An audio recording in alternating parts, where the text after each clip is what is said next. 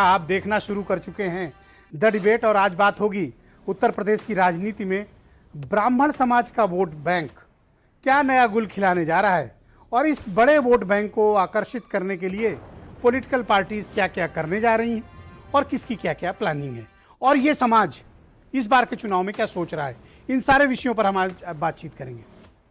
बहनों भाइयों, उत्तर प्रदेश की राजनीति में ब्राह्मण वोट बैंक एक बेहद मजबूत और कंसोलिडेटेड वोट बैंक है जो परंपरागत तरीके से 90 के दशक से पहले कांग्रेस का एक परंपरागत वोट बैंक हुआ करता था, लेकिन मंडल और कमंडल के बाद यह वोट बैंक या तो भारतीय जनता पार्टी के साथ गया, छिटपुट हिस्सा इसका कुछ समाजवादी पार्टी को मिला और उसका सबसे बड़ा शेयर 2007 में बीएसपी को मिला और बीएसपी ने सरकार बनाई। लेकिन उसके बाद ब्राह्मण समाज भारतीय जनता पार्टी की तरफ मूव कर गया। 2014 से लेकर अब तक यानी 7 सालों में यह समाज बीजेपी के साथ खड़ा हुआ है।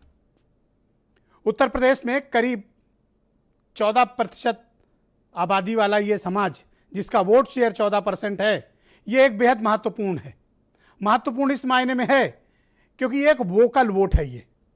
ये सिर्फ 14% नहीं है, बल्कि ये समाज के दूसरे भी वर्गों को प्रभावित करने की क्षमता रखने वाला वोट बैंक है। उत्तर प्रदेश का सौभाग्य कहिए या दुर्भाग्य कहिए कि यहां हर जाति का वोट बैंक है। हो सकता है कि कुछ लोगों को यह बात अच्छी न लगे, लेकिन अब है तो है। उत्तर प्रदेश में हर समाज का अपना एक वोट बैंक है, तो ब्राह्मणों का भी वोट बैंक है। लेकिन ब्राह्मण कभी किसी एक पार्टी के साथ बंधकर नहीं रहा है, इसी कारण इस पर कोई किसी पार्टी की टैगिंग नहीं लग पाई। हवा देखकर यह समाज अपनी चाल बदलता है, हवा का रुख देखकर यह अपने पॉलिटिकल पार्टीज और आइडियोलॉजी पॉलिटिकली शिफ्ट करता है। आज हम यह डिबेट इसलिए लेकर आए हैं क्योंकि मायावती, जिन्होंने 2007 में ब्राह्मण, दलित और मुस्लिम गठजोड़ करके उत्तर प्रदेश में एक बहुत बड़ी सोशल इंजीनियरिंग की थी जिसकी गूंज अमेरिका तक सुनाई दी थी। मायावती ने सरकार बनाई थी, वो भी पूर्ण बहुमत की सरकार थी। अब 14 साल के बाद मायावती को फिर ब्राह्मण याद आए हैं। क्यों याद आए हैं? कारण है कि वर्तमान सरकार ब्राह्मण समाज के प्रति जो उनकी धारणा, सोच, कार्यशैली है, उसको लेकर तरह तरह के सवाल खड़े हो रहे हैं। यह समाज मौजूदा सरकार के कामकाज के तौर तरीकों को लेकर खफा है। ऐसा यह समाज के विशिष्ट लोगों का मानना है कि वर्तमान सरकार में उनकी पूछ नहीं है, उनका दमन है, उनका उत्पीड़न किया जा रहा है, उनके बच्चों को जेल भेजा जा रहा है, उनका फर्जी इनकाउंटर किया जा रहा है या उनके बच्चों को जेल में डालकर रखा जा रहा है, जैसे खुशी दुबे। इस समाज के लोगों का आरोप है कि उनके घर गिराए जा रहे हैं, उनकी संपत्तियां सीज की जा रही हैं, राजनीतिक तौर पर उनका कद छोटा किया जा रहा है और ये सरकार में बैठे हुए कुछ लोग जातिगत मानसिकता के तहत काम कर रहे हैं, वो भी इस समाज के अगेंस्ट। ऐसे आरोप हैं। बीजेपी के पास इन आरोपों का कभी कोई ठोस जवाब नहीं रहा है। और ये शुरू कब से हुआ, मैं आपको थोड़ा पीछे ले चलना चाहूंगा। साल 2018 में रायबरेली के ऊंचाहार में एक बड़ी विभत्स घटना घटी। ब्राह्मण समाज के 5 लोगों को जिंदा जला दिया गया ऊंचाहार के भीतर। बहुत ही विभत्स घटना हुई थी वो। और सरकार पर यह आरोप लगा कि सरकार ने आरोपियों के खिलाफ, जिन्होंने 5 इस समाज के लोगों को जिंदा जलाया था, उनके प्रति नरमी बरती गई, कठोर कार्रवाई नहीं की गई और यह बताने की कोशिश की गई कि सरकार को इससे कोई बहुत फर्क नहीं पड़ा। उसके बाद नित्य प्रति घटनाएं ऐसी घटती गई, कहीं मर्डर हो रहे हैं, कहीं पूरे के पूरे परिवार की हत्या हो जा रही है, कहीं किडनैपिंग हो रही है इस समाज के लोगों की, कहीं इनकी बहू बेटियों के साथ बलात्कार हो रहा है, परिवार के परिवार कत्ल कर दिए गए। और बिकरू कांड के बाद यह प्रकरण कुछ और तेजी से उठा जब निर्दोष लोगों का इनकाउंटर हुआ और 2 दिन पहले ब्याह के आई खुशी दुबे को आज तक जेल में डालकर रखा गया, जो खून की उल्टियां कर रही है, अस्पताल में भर्ती है। आज तक जिसके खिलाफ चार्जशीट दाखिल नहीं की गई, लेकिन उसको जेल में रखा गया है। ब्राह्मण समाज के तमाम प्रभावशाली लोगों को या तो उनके घर कुर्क किए गए या उनको जेल में डालकर रखा गया है। आरोप राजनीतिक लगते रहे। अधिकारियों के ट्रांसफर पोस्टिंग में, कर्मचारियों के ट्रांसफर पोस्टिंग में, विभिन्न सरकारी विभागों में इस समाज के लोगों के प्रति ऐसी धारणा बनाई गई कि उनके साथ न्याय नहीं हो रहा है, ये सरकार उनके साथ नहीं खड़ी है। ये एक मैसेज ब्राह्मण समाज के भीतर गया है कि ये उनकी सरकार नहीं है। ये मैसेज कैसे गया? क्या वाकई में भारतीय जनता पार्टी ब्राह्मणों से दूरी बना रही है? इसका जवाब है नहीं। लेकिन संगठन और सरकार के कामकाज के शैली अलग है। संगठन ब्राह्मणों को अपनाना चाहता है, सरकार उनको दूर करना चाहती है। यह मतभेद भारतीय जनता पार्टी के अंतर्विरोध का कारण है। लेकिन सरकार सर्वोच्च शक्तिशाली होती है, संगठन के पास कुछ होता नहीं है। कहने के लिए ब्राह्मण समाज के लोगों को प्रतिनिधित्व तो सरकार में दिया गया, लेकिन उनकी राजनीतिक हैसियत बड़ी कमजोर है। उत्तर प्रदेश सरकार में जो भी ब्राह्मण नेता हैं, वो अपने समाज तो छोड़िए, वो अपने रिश्तेदारों का भी भला कर पाने की स्थिति में नहीं है। वो ब्राह्मण समाज के लिए क्या काम करेंगे? आज मैं खुलकर इसलिए बातें कर रहा हूं क्योंकि ये जातिगत आधारित राज्य है, जातियों में बटा हुआ राज्य है, तो जातियों की चर्चा होनी चाहिए। इसको नैतिकता और अनैतिकता के दृष्टिकोण से नहीं देखना चाहिए। जो सच्चाई है उसको उसी रूप में दिखाया जाना चाहिए, आईना दिखाया जाना चाहिए। तो ब्राह्मण समाज क्या सोचता है? तो बीएसपी को यह लगता है कि यह सही वक्त है कि जब हम अपने 2007 वाले फार्मूले को लेकर आएं और इस समाज के भीतर दबे हुए आक्रोश को और उभारें और इसका राजनीतिक लाभ ग्रहण करें। सतीश चंद्र मिश्रा 23 जुलाई से अयोध्या से एक टूर शुरू कर रहे हैं पूरे उत्तर प्रदेश का, जहां वो यूपी के प्रति जिले, प्रति जनपद की 5-5 विधानसभा सीटों में जाएंगे और ब्राह्मण सम्मेलन आयोजित करेंगे। ब्राह्मणों को जोड़ने की कोशिश करेंगे। वो बताएंगे कि 2007 से 12 के बीच हमने आपके लिए क्या किया। क्या इसका लाभ होगा बीएसपी को?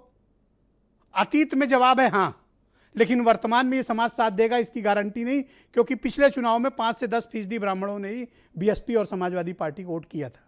इस बार करेंगे या नहीं, यह अलग प्रश्न है। लेकिन यह भी उतनी ही सच्चाई है कि 2017 से 22 तक के लिए चल रही इस सरकार में ब्राह्मण समाज में नकारात्मक संदेश है।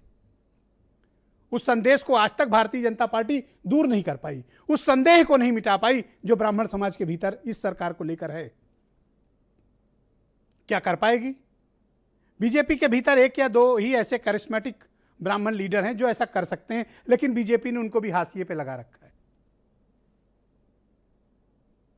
तो क्या सतीश चंद्र मिश्रा करिश्मा दोहरा पाएंगे?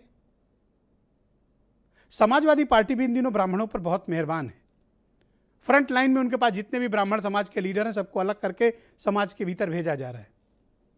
कांग्रेस के पास एक बहुत ही सम्मानित चेहरा है प्रमोद तिवारी, लेकिन फिलहाल वो किनारे हैं।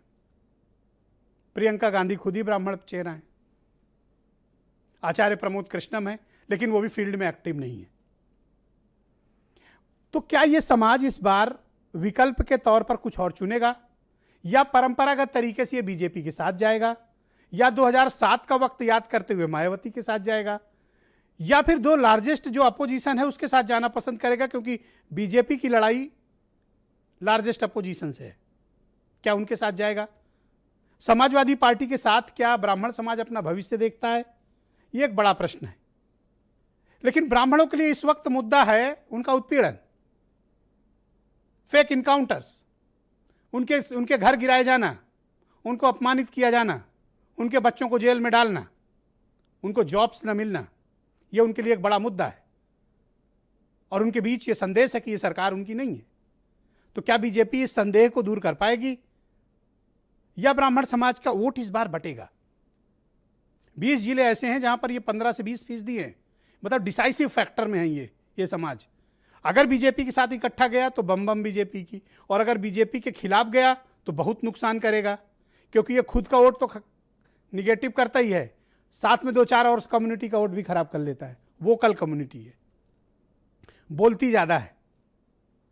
तो क्या इसका इंपैक्ट उत्तर प्रदेश की राजनीति में पड़ेगा?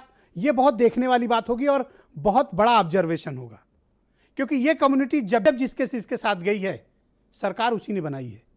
कुछ बयान सुने आप। को कितना परखोगे, कितना आजमाओगे? इनको आजमा लिया आपने 5 साल पहले। कांग्रेस के ज़माने में भी ब्राह्मण समाज ने इनको आजमाया, अब इन्होंने भी और भी पार्टियों की सरकारों में आजमाया, अब बीजेपी को भी आजमा लिया। कितना आजमाओगे? अब इनको तिलांजलि देनी चाहिए और बीजेपी के बहकावे में ना आकर तो सन 2007 की तरह बीएसपी से इनको जुड़ना चाहिए और दलितों से प्रेरणा लेकर, चाहे कितना भी इनको लालच दे दे ब्राह्मण समाज को, कितना भी बहकाने की कोशिश करें, जैसे दलित लोग गुमराह नहीं होते हैं, बहकावे में नहीं आते, ऐसे इनको भी बहकावे में नहीं आना चाहिए। यशस्वी प्रधानमंत्री नरेंद्र मोदी जी इक्वल थॉट में बिलीव करते हैं। हर बिरादरी के लोग, उनके एजुकेशन, उनके लेवल, उनकी कैपेसिटी के हिसाब से सबको इक्वली बैलेंस किया गया, पूरे समाज को। उसमें ब्राह्मण भी है और ब्राह्मण पहली बार लालची नहीं है।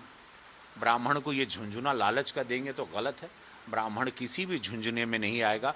आज ब्राह्मण रोजी रोटी के लिए तरस रहा है, डेवलपमेंट चाहता है ब्राह्मण, और ब्राह्मण को मालूम है कि विकास के रास्ते और सम्मान के रास्ते केवल समाजवादी पार्टी है। जहाँ तक बसपा का सवाल है, लोग जानते हैं कि बसपा में जिस तरीके से मंत्रियों को बनाया गया और किस तरीके से बनाया गया, उसके पीछे क्या था, वो मैं कहना नहीं चाहता हूँ, आज जग जाहिर है। बहन जी ने बहुत आते आते देर कर दी। जब उत्तर प्रदेश के ब्राह्मणों पर अत्याचार हो रहे थे, उत्तर प्रदेश के ब्राह्मणों पर गोलियां चलवाई जा रही थी, बहन जी तब शायद भाजपा से डरी हुई थी। अब चुनावी साल है, उन्हें अपने अस्तित्व को बचाने के लिए बयान देने पड़ेंगे। उनके बयान का स्वागत है। तो आज की इस बेहद महत्वपूर्ण राजनीतिक परिचर्चा को हम आगे बढ़ाते हैं। अशोक पांडे मेरे साथ हैं बीजेपी से, एमएच खान साहब बीएसपी के स्ट्रॉन्ग सपोर्टर हैं, प्रोफेसर अभिषेक मिश्रा